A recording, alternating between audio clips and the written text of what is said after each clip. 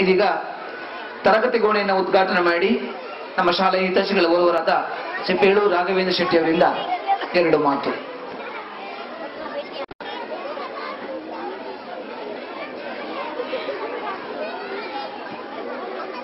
ಶ್ರೀ ಶ್ರೀ ವಿದ್ಯಾಪ್ರಸನ್ನ ತೀರ್ಥ ಶ್ರೀಪಾದಂಗಳ ಪಾದಾರವಿಂದಕ್ಕೆ ನಮಸ್ಕರಿಸುತ್ತಾ,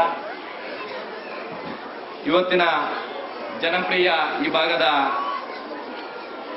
ಮಾಜಿ ಶಾಸಕರಾದಂಥ ಇವತ್ತಿನ ಕಾರ್ಯಕ್ರಮದ ಅಧ್ಯಕ್ಷತೆಯನ್ನು ವಹಿಸಿರ್ತಕ್ಕಂಥ ಅಪ್ಪಣ್ಣ ಹೆಗಡೆ ಅವರೇ, ಹಾಗೆ ಕೊಳಕೇರಿ ರತ್ನಾಕರ್ ಶೆಟ್ಟರನ್ನ ಈ ಸಂದರ್ಭದಲ್ಲಿ ನೆನಪು ಮಾಡಿಕೊಳ್ತಾ, ಹಾಗೆ ವೇದಿಕೆಯಲ್ಲಿ ಉಪಸ್ಥಿತರಿರುವಂತ ಎಲ್ಲ ಗಣ್ಯರೇ ಹಾಗೂ ವಿದ್ಯಾರ್ಥಿಗಳೇ, ಮಾಧ್ಯಮ ಮಿತ್ರರೇ ಹಾಗೂ ಸಭಿಕರೇ, ಗುರುಗಳ ಶಿಷ್ಯನಾಗಿ ಪಡೆಯಲಿಕ್ಕೆ ನನ್ನ ತಂದೆ ತಾಯಿಗಳು ಮಾಡಿದ ಪುಣ್ಯ ಅಂತ ನಾನು ಭಾವಿಸ್ತೇನೆ. ವೇದಿಕೆಯಲ್ಲಿ ಮಾತಾಡಿ ನನಗೆ ರೂಢಿ ಇಲ್ಲ, ಆದ್ರೆ ಶಿಷ್ಯ ಏನಾದರೂ ತಪ್ಪನ್ನ ಮಾತಾಡಿದ್ರೆ ಗುರುಗಳು ಅದನ್ನ ತಗೊಳ್ಳೋದಿಲ್ಲ ಅಂತ ನಾನು ಭಾವಿಸಿದ್ದೇನೆ.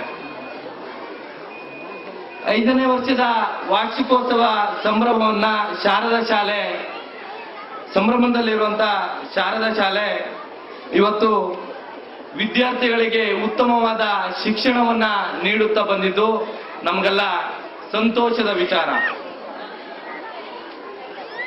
ಪಟ್ಟಣಕ್ಕೆ ಮಾತ್ರ ಸೀಮಿತವಾದ ಇಂಗ್ಲಿಷ್ ಮಾಧ್ಯಮಗಳು ಇವತ್ತು ಹಳ್ಳಿಗಳಲ್ಲೂ ಕೂಡ ಹರಡುತ್ತಾ ಇರುವಂತಹದ್ದು ಇದೊಂದು ಉತ್ತಮವಾದ ಬೆಳವಣಿಗೆ ಅಂತ ನಾನು ಭಾವಿಸಿದ್ದೇನೆ.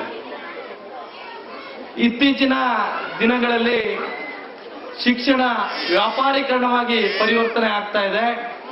ಆದ್ರೆ ಅರುಣ್ ಕುಮಾರ್ ಶೆಟ್ಟರ್ ಅಂತ ನೇತೃತ್ವದಲ್ಲಿ ಇವತ್ತು ಅದನ್ನ ಕೊಂಚ ಸೇವಾ ಭಾವನೆಯಲ್ಲಿ ಮಾಡ್ತಾ ಇರುವಂತಕ್ಕಂಥದ್ದು ಈ ಜಿಲ್ಲೆಯ ಹೆಮ್ಮೆ ವಿಚಾರ ಅಂತ ನಾನು ಭಾವಿಸಿದ್ದೇನೆ. ಹಾಗೆ ಪ್ರತಿಯೊಬ್ಬ ಮನುಷ್ಯನಲ್ಲಿ ಗುರಿ ಮತ್ತೆ ಗುರು ಎರಡೂ ಇರ್ಬೇಕಂತೆ. ಹಾಗೆ ಗುರುಗಳು ಇಲ್ಲೇ ಕೂತಿದ್ದಾರೆ, ಗುರಿ ಅರುಣ್ ಕುಮಾರ್ ಶೆಟ್ಟರಲ್ಲಿದೆ.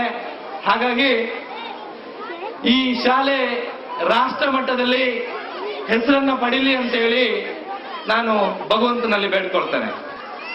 ಮತ್ತೆ ವಿಶೇಷವಾಗಿ ಇವತ್ತು ವಿದ್ಯಾ ದೇಗುಲಕ್ಕೆ ವಿದ್ಯಾ ಪ್ರಸನ್ನರೇ ಬಂದಿದ್ದು ಇದು ವಿಶೇಷ. ಹಾಗಾಗಿ ಈ ಶಾಲೆಗೆ ನಮ್ಮ ಶ್ರೀನಿಧಿ ಸಮೂಹ